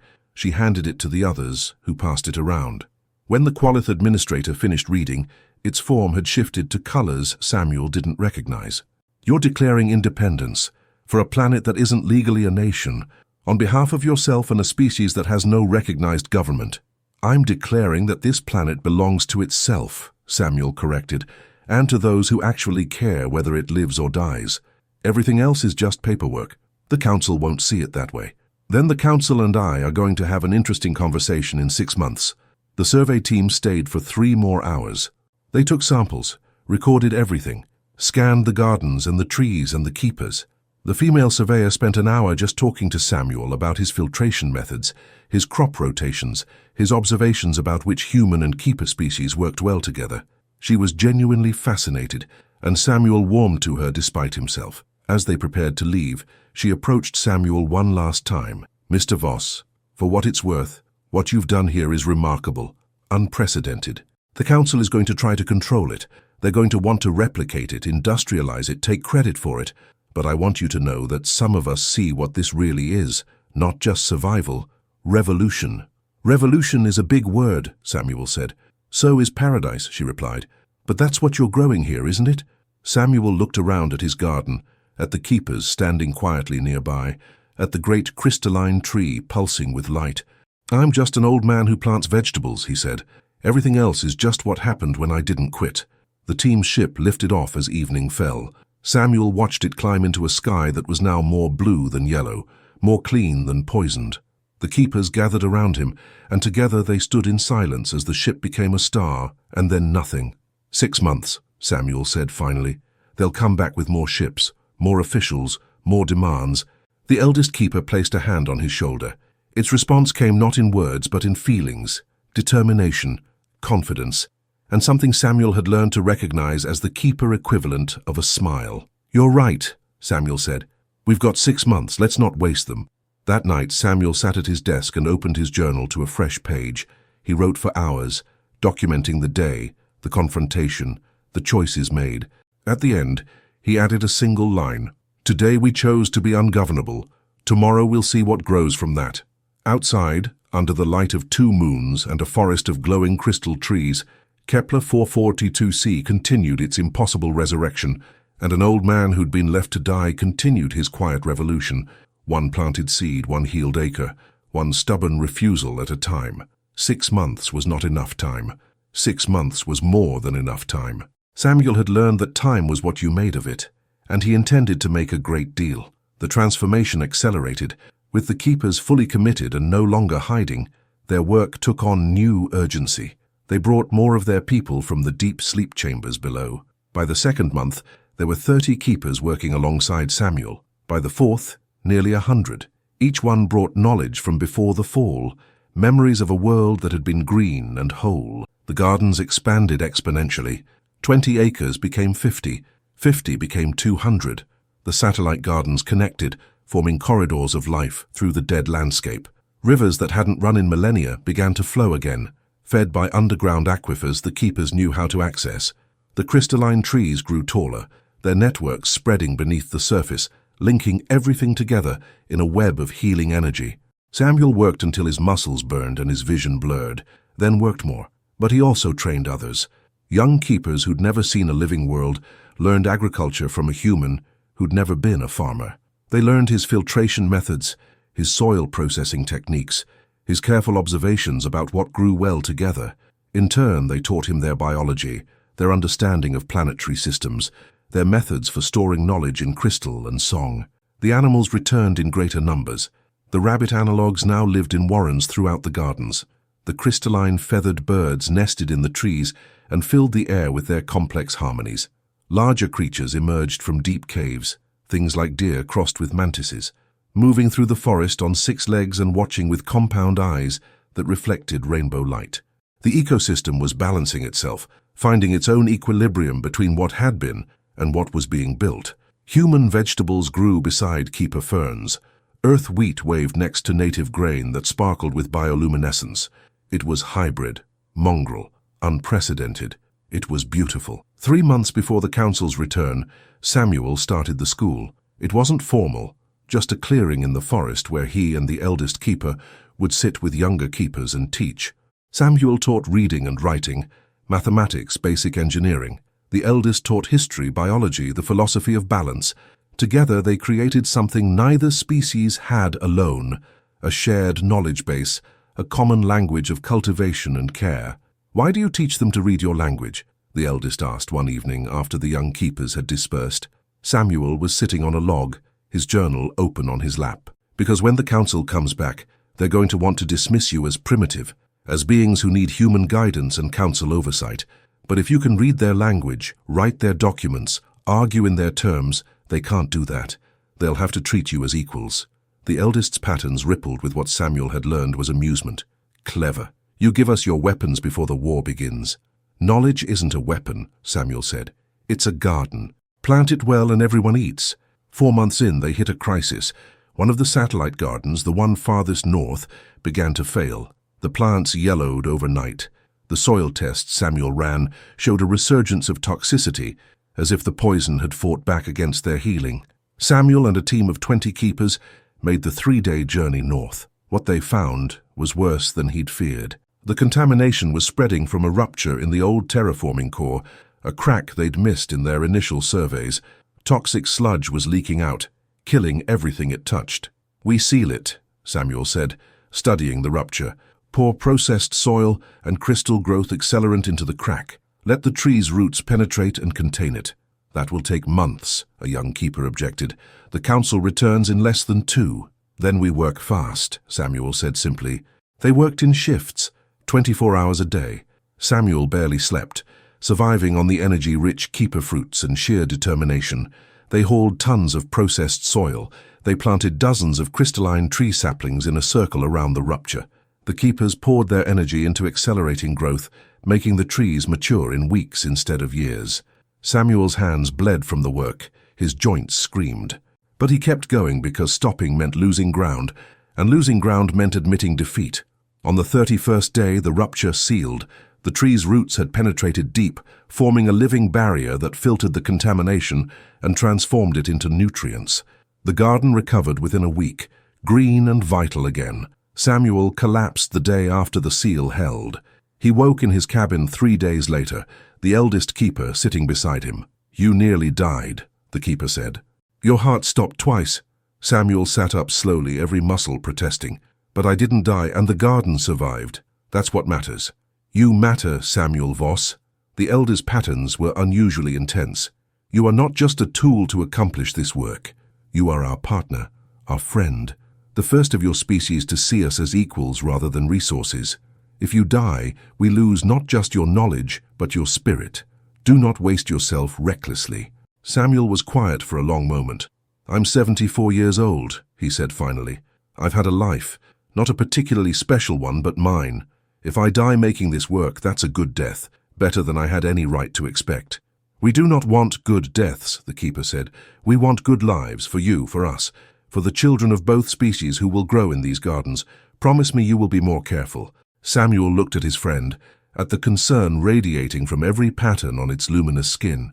"I promise," he said, "but only if you promise to remind me. I've got a stubborn streak that tends to override my common sense." The keeper's patterns shifted to warm colors. "This we have noticed. 5 months in, they held the first harvest festival. It wasn't planned, not formally. It just happened. The gardens were producing abundantly now, more food than Samuel and the keepers could possibly consume. So they gathered in the clearing beneath the great crystalline tree and shared what they'd grown. Samuel baked bread from his wheat, the first he'd grown from seed to grain to flour to loaf. The keepers prepared their traditional dishes, foods made from plants Samuel didn't have names for, but which tasted like music sounded. They ate together, human and keeper, while the crystalline tree pulsed gently above them, and the forest sang with evening birds. "This," Samuel said, his mouth full of some kind of spiced root vegetable, "this is what it should have been from the start. Not humans coming to take and colonize, just coming to share, to learn, to grow together. Your people are not ready for that," the eldest keeper said gently. "Not all of them. Some will see only profit, only opportunity, only dominance." "I know," Samuel admitted, "but maybe if we show them an alternative, some will choose it. Not everyone in the galaxy is driven by greed." "The survey woman," a younger keeper said, "the one who called this revolution. She saw." "Yeah," Samuel smiled. "Some of them see, that's enough to start with." That night, Samuel couldn't sleep. He lay in his cabin listening to the sounds of the forest, so different from the silence of those first nights, when the planet had been dying and he'd been waiting to die with it. Now there was life everywhere, insects chirping, birds calling, the rustle of animals moving through undergrowth, the whisper of wind through leaves both familiar and alien. He got up and walked outside. The forest was awake even at night, glowing softly with bioluminescence from the trees and plants and small creatures that lit their own way. It was like walking through a dream made solid. Samuel found himself at the base of the great crystalline tree. He placed his hand on its trunk and felt the familiar electric warmth, stronger now than it had ever been. Images flooded his mind, but not from the keepers this time.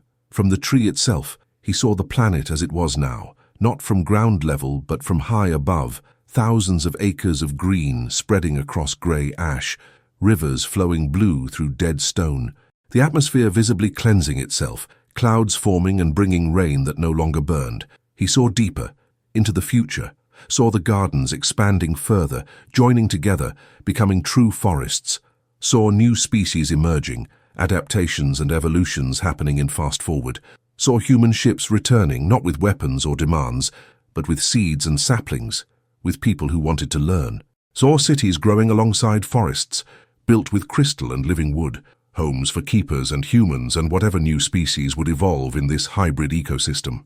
He saw centuries ahead, millennia, saw Kepler 442c becoming a destination, a pilgrimage site, the planet where death was defeated not through technology but through partnership, where two species who should never have met became family, and he saw himself, or his memory, an old man sitting under a tree telling stories to children of both species, teaching them that impossible is just another word for not done yet.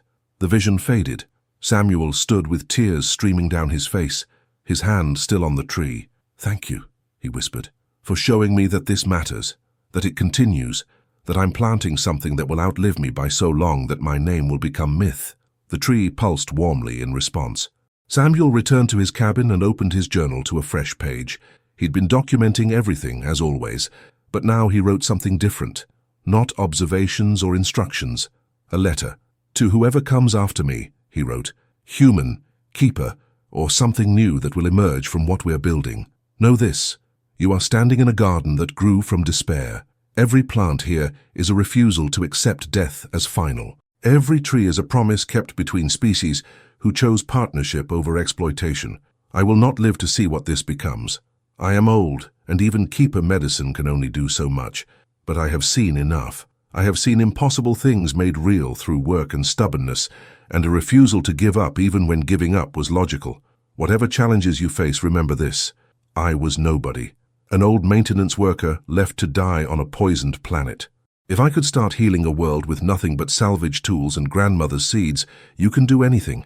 All it takes is showing up, planting something, waiting to see what grows, and then, when it grows, planting more. The galaxy is full of dead things. Don't add to them. Make things live instead." He signed it simply, Samuel Voss, 1st Gardener. Then he closed the journal and slept, and his dreams were full of green. The final month before the Council's return was a whirlwind of preparation. The keepers taught Samuel their method of preserving knowledge in crystal, encoding information in the trees themselves so it could never be lost or destroyed.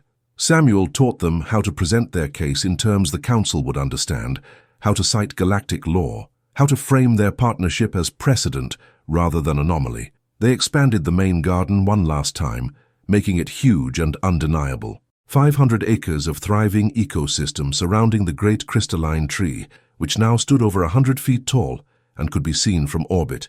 They carved paths through the forest, built gathering spaces, created a living amphitheater where the whole community could meet, and they waited. On the final night before the Council ships were due, Samuel stood with all 147 keepers in the amphitheater. The crystalline trees around them blazed with light, making the space bright as day. "Tomorrow they come," Samuel said. His voice was strong despite his age. "They'll come with authority and law, and the weight of galactic civilization behind them. They'll try to control this, to regulate it, to make it fit into their systems." He paused, looking at the assembled keepers, at their glowing faces and patient eyes. "Let them try," he continued. "We'll listen politely. We'll negotiate respectfully, but we will not yield. This planet belongs to you, the gardens belong to all of us, and no amount of bureaucracy changes the fundamental truth. We healed what they said couldn't be healed. We built what they said couldn't be built. We made the dead live again." The keepers' patterns blazed in unison, a wave of light that rippled through the gathering. "Tomorrow," Samuel said, "we show them what partnership looks like, not between superior and inferior, not between primitive and advanced, but between beings who recognize each other's worth, who see possibilities instead of problems, who choose to grow things together." He smiled, and it was the smile of a man who'd planted seeds, knowing he might not see them bloom, but who planted them anyway. "Tomorrow," he said, "we teach the galaxy a new way, or we remind them of an old one they forgot." The keepers raised their voices in their singing language, and Samuel added his aged human voice to the chorus, and together they sang a song without words, but full of meaning, a song of growth, of healing, of stubborn hope made manifest. And in the morning, the council ships would come, but tonight, the garden sang. They came with a fleet. 7 ships descended through the atmosphere of Kepler 442c, their hulls gleaming in sunlight that broke through clouds so white and pure they could have graced any paradise world. The lead vessel was a diplomatic cruiser, massive and impressive, bearing the full seal of the Galactic Council. The others were support ships carrying staff and equipment and enough officials to fill a small city. Samuel watched from his chair beneath the great crystalline tree, the eldest keeper standing beside him. Around them, the forest breathed and lived, 500 acres of testimony to what partnership could accomplish. "They're trying to intimidate us," Samuel observed calmly. "Show up with overwhelming force and authority." The eldest's patterns rippled with amusement. "They do not understand. We have been underground for millennia. We watched our civilization fall and our world die. 7 ships are merely 7 ships. Still," Samuel said, "we should probably put on a good show. First impressions matter." They walked together through the forest, Samuel setting a pace his aged body could maintain, the keeper adjusting its stride to match. Behind them, the other keepers followed in a procession, their forms glowing in the dappled light. They moved in silence, but Samuel could feel their determination radiating like heat. The diplomatic delegation was assembling on the old landing pad. Samuel counted at least 30 officials of various species, all wearing council insignia. At their head stood a being he recognized from news feeds, Ambassador Thelzaran, a qualith of high rank, its translucent form shimmering with colors that denoted extreme importance. Beside it stood the female surveyor from before, looking distinctly uncomfortable in formal diplomatic attire. The ambassador's voice boomed across the pad, amplified by the delegation's sound system. "I am Ambassador Thelzaran of the Galactic Council, authorized to speak on behalf of the Resettlement Authority and the Committee for Indigenous Relations.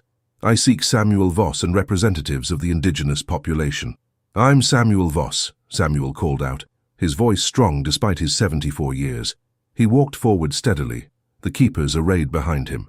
"And these are the keepers of Kepler 442c. Welcome to our garden." The ambassador's colors shifted through several patterns Samuel didn't recognize. Surprise, certainly. Perhaps confusion at Samuel's confidence. "Mr. Voss, we have much to discuss. The situation here is unprecedented. The council requires—" "The council requires nothing," Samuel interrupted gently but firmly. "The council may request, it may negotiate, but this planet is not under council authority anymore. It never really was." A human official, male, middle-aged, stepped forward. "Mr. Voss, that's not legally accurate. Kepler 442c was surveyed and registered by the Council 37 years ago. The indigenous species were classified as non-sentient, making the planet available for colonial settlement under the expansion protocols. Your classification was wrong," the eldest keeper said, its translated voice carrying clearly. "We were sentient when you arrived. We were sentient when your people built their colony. We were sentient when you poisoned our world further and then abandoned it to die. Your error does not grant you authority." The delegation shifted uncomfortably. Samuel could see several officials conferring in hushed voices. "Regardless," the ambassador said, "the legal status must be resolved. That is why we are here. The council proposes joint administration, a partnership between the Resettlement Authority and the indigenous population, mediated by council oversight." "No," Samuel said simply. "No?" The ambassador's colors flashed. "Mr. Voss, you have no authority to refuse on behalf of—" "I'm not refusing on behalf of anyone but myself," Samuel clarified. "But since I'm the one who's been working with the keepers for 14 months, the one who helped them wake from their millennia-long sleep, the one who taught them about the galaxy they've missed while underground, I think my opinion carries some weight. And my opinion is that the council had its chance here. You came, you took, you poisoned, you left. You don't get to come back now and claim credit for healing you had no hand in." "The council wishes only to help," another official said, a Zenthari with elaborate scale patterns, "to provide resources, expertise, formal recognition." "We don't need your resources," Samuel said. "Look around you. Does this look like a world that needs help?" And he gestured broadly at the forest spreading behind him, at the 500 acres of thriving ecosystem, at the crystalline trees glowing even in daylight, at the birds wheeling overhead, and the small animals visible in the undergrowth. The delegation looked, really looked, Samuel watched their expressions shift from bureaucratic certainty to genuine awe. "This is impossible," someone whispered. "No," Samuel said. "It's just improbable. There's a difference." The female surveyor, whose name Samuel remembered was Dr. Chen, stepped forward. "Ambassador, permission to speak." The ambassador's colors shifted to irritated assent. "I was here 6 months ago," Dr. Chen said. "I saw this garden in its early stages. It was impressive then, but this—" She turned in a slow circle, taking in the full scope. "This is beyond anything our terraforming technology can accomplish. Not in centuries. And he did it in a year. One old man and a species we didn't even know was sentient." "With respect, Dr. Chen," the ambassador said, "one human could not possibly—" "I didn't do it alone," Samuel interrupted. "That's the point you're all missing. I couldn't have done this alone. The Keepers couldn't have done it alone, but together, human and Keeper, sharing knowledge and work, we accomplished something neither species could manage separately. That's what partnership really means. Not oversight, not administration, not one species telling another how things should be done, just working together, learning from each other." "Beautiful sentiment," the human official said, "but galactic law requires formal structures, treaties, agreements. The Council cannot simply recognize an ad hoc arrangement between one human and an unregistered species." "Then change your laws," Samuel said flatly, "because this ad hoc arrangement is the only one we're offering." The ambassador's colors cycled through several patterns before settling on something that looked like barely controlled frustration. "Mr. Voss, you are one human. You cannot speak for the indigenous population. You cannot negotiate treaties. You have no legal standing." "He has our standing," the eldest Keeper said. "Samuel Voss is our partner, our teacher, our friend. What he says we affirm." A murmur ran through the Keeper delegation, their patterns brightening in agreement. "And if he tells you to leave this world and never return?" the ambassador challenged. Samuel and the eldest Keeper exchanged glances. The Keeper's patterns rippled with what Samuel had learned was humor. "We wouldn't do that," Samuel said. "We're not trying to keep everyone out. We're trying to keep this from becoming just another council project where indigenous voices get drowned out by bureaucracy and profit margins. You want to visit? Fine. You want to study what we're doing? Great. You want to send scientists, researchers, people genuinely interested in partnership? We'll welcome them. But if you come here thinking you're going to regulate us, administer us, or turn this into another resettlement zone, you can leave right now." "You cannot dictate terms to the Galactic Council," the ambassador said, its colors flashing angrily. "I'm not dictating anything," Samuel replied. "I'm just an old man who gardens. But I'm an old man who gardens on a planet that's healing faster than your science says is possible. A planet that you officially declare dead. A planet that is now producing food, cleaning its own atmosphere, and developing a hybrid ecosystem that could revolutionize how we think about terraforming and interspecies cooperation. So maybe, just maybe, you should listen to what this old man has to say." Silence fell. The delegation stared at Samuel, and Samuel stared back, calm and unmoved. He'd faced down cave-ins and toxic atmospheres and the certainty of slow death. A bunch of officials in fancy clothes didn't frighten him. Finally, Dr. Chen spoke again. "Ambassador, with respect, Mr. Voss is right. The scientific value alone justifies treating this as a special case. What he and the Keepers have accomplished here could reshape our entire approach to planetary rehabilitation. If we try to force this into standard protocols, we'll destroy the very thing that makes it valuable." "The Council has protocols for a reason," another official objected. "The Council has protocols for normal situations." Dr. Chen countered. "This isn't normal, this is miraculous." The ambassador's colors shifted through several patterns. Samuel recognized the cadence. Internal deliberation, weighing options, calculating political ramifications. "We will need to consult with the full Council," it said finally. "This is beyond my authority to resolve. But understand, Mr. Voss, the Council will not simply abandon its interests here. Too much is at stake." "I understand perfectly," Samuel said. "Which is why I've prepared something." He gestured, and a young Keeper stepped forward, carrying a bundle of papers and data crystals. "This," Samuel said, "is everything. 14 months of documentation, soil processing techniques, agricultural methods, biological surveys, climate data, instructions for building filtration systems from salvage, crop rotation schedules, companion planting guides, everything we've learned about making dead worlds live again. It's yours, free. No patents, no licenses, no council control, just knowledge shared freely so others can do what we've done." The ambassador's colors pulsed with shock. "You're giving this away?" "Knowledge isn't something you hoard," Samuel said. "It's something you plant. Share these methods with every dying world in the galaxy. Let others heal their planets. Let partnerships form between humans and indigenous species on 100 worlds. That's worth more than any treaty or administrative structure." Dr. Chen took the bundle with hands that shook slightly. "This is extraordinary. This could save worlds." "That's the idea," Samuel said. The ambassador was silent for a long moment. Then, "The Council will need time to review this, to verify the data, to determine appropriate next steps." "Take all the time you need," Samuel said. "We'll be here, growing things, healing things, doing what we've been doing." "And Mr. Voss," the ambassador said, its colors shifting to something that might have been respect, "what will you do? You've accomplished your goal. The planet is healing. The keepers are awakened and thriving. You could return to human society, claim recognition for your work, live comfortably on the fame this brings." Samuel laughed, the sound warm and genuine. "I'm 74 years old. I've spent the best year of my life planting vegetables with alien friends on a planet that everyone said was dead. Why would I leave? This is home now. These people are my family. I'll stay here until I die, and then they'll bury me under the great crystalline tree, and my body will feed the soil like I fed it in life. That's the only recognition I need." The eldest keeper placed a hand on Samuel's shoulder, its patterns glowing warm colors. "Besides," Samuel added, "someone's got to teach the next generation.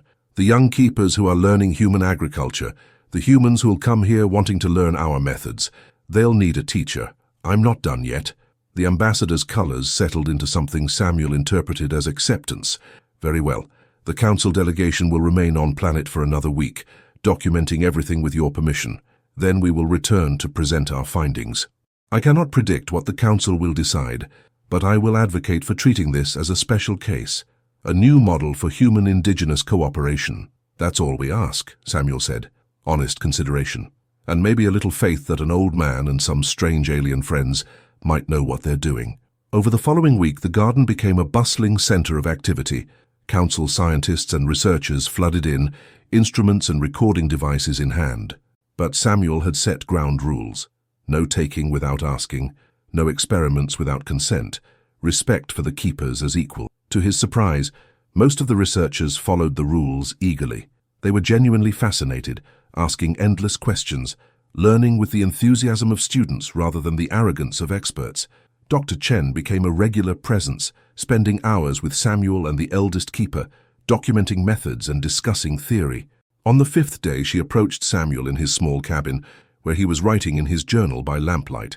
"Mr. Voss, may I ask you something personal? Call me Samuel, and ask away." "Why?" She sat across from him, her expression genuinely curious. "You were left behind, abandoned. The council failed you, your own species failed you. You should hate us, but instead you share everything you've learned, freely and without resentment." "Why?" Samuel set down his pen and thought for a long moment. "Because hate is just another poison," he said finally. "And I've spent 14 months cleaning poison out of soil. I'm not about to cultivate it in my heart. Besides, what good would resentment do? Would it bring back the time I lost? Would it unpoison this planet? No. But sharing what I've learned, teaching others to do what I did, that might prevent someone else from being left behind. That might save a planet. That's worth more than nursing a grudge." Dr. Chen's eyes were wet. "You're a better person than most of us deserve." "I'm just an old man who got lucky," Samuel said. "Lucky to be left behind in a place where something could grow. Lucky to find friends who accepted me despite being a strange alien who appeared in their dead world. Lucky to have just enough stubborn stupidity to not lie down and die when logic said I should. That's not virtue. That's just not quitting." On the final night before the delegation left, they held another gathering in the amphitheater. This time the council officials were invited. Samuel watched them file in, these representatives of galactic authority, their expressions ranging from professional detachment to genuine wonder as they took in the crystalline trees, the thriving gardens, the keepers moving through the space with patient grace. The ambassador stood at the center.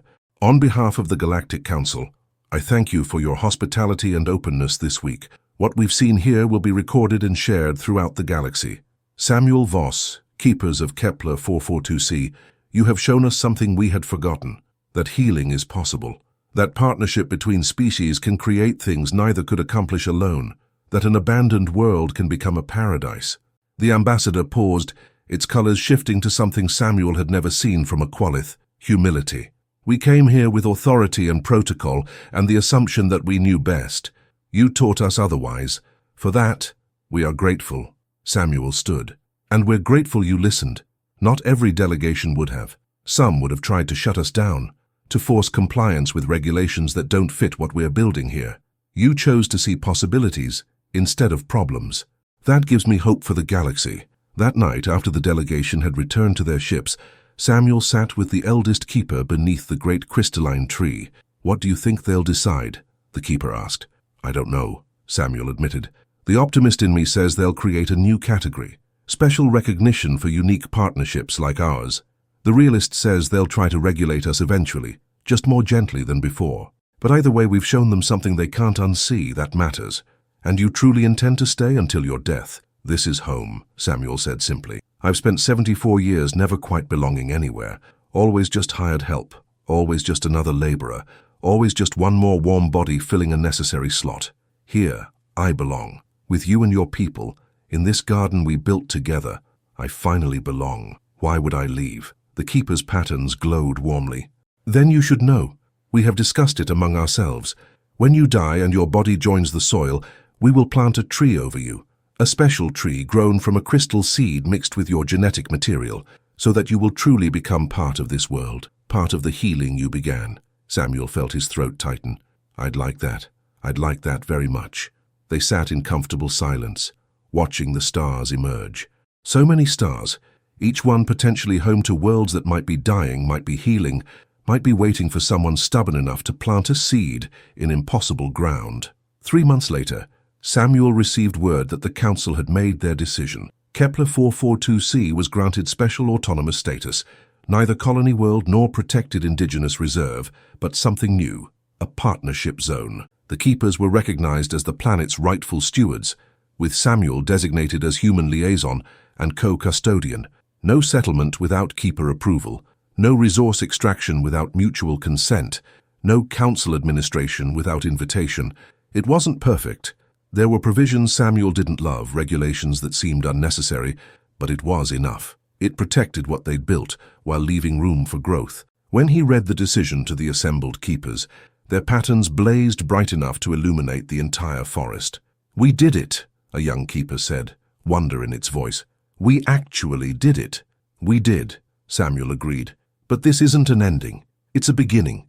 Now comes the real work, building on what we've started, teaching others, expanding the gardens, making this planet so alive that 100 years from now, no one will remember it was ever dead. And they did exactly that. Samuel Voss lived another 7 years. 7 years of watching the gardens expand to cover thousands of acres. 7 years of teaching new arrivals, both human and alien, how to heal worlds through partnership and patience. 7 years of writing, documenting, preserving knowledge for generations to come. He taught hundreds of students, humans who came seeking meaning and found it in soil under their fingernails. Aliens from a dozen species who wanted to learn the methods that had saved Kepler 442c.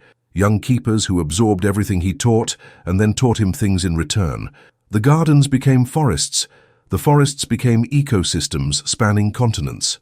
Species that had been extinct for millennia returned from genetic archives the keepers had preserved in their underground vaults. Rivers ran clean across landscapes that had been ash. The atmosphere cleared fully, revealing skies of pure blue. And Samuel, growing older but not weaker, tended it all with the same patient stubbornness that had planted that first bean seed in desperation. He died quietly, on a spring morning that smelled like flowers and new growth, sitting in his chair beneath the great crystalline tree that had been his first impossible triumph. The eldest keeper was with him, as were 3 of his human students and a dozen young keepers. His last words were simple. Keep planting, keep growing, keep proving impossible is just another word for not done yet. They buried him at the base of the great tree, in soil he'd cleaned with his own hands, and as the keepers had promised, they planted a tree over him. A crystalline tree grown from his genetics, human DNA merged with keeper crystal, creating something entirely new. The tree grew faster than any before it. Within a year, it stood 50 feet tall. Within 5, it rivaled the great tree itself. Its branches spread wide, and beneath them humans and keepers gathered to learn and teach and remember the old man who'd shown them that partnership was more powerful than any technology, that stubbornness could overcome impossibility, that one person refusing to quit could heal a world. They called it the grandmother tree, in honor of the woman whose seeds had started it all. And beneath its branches for generations to come, students of every species would learn the most important lesson Samuel Voss ever taught.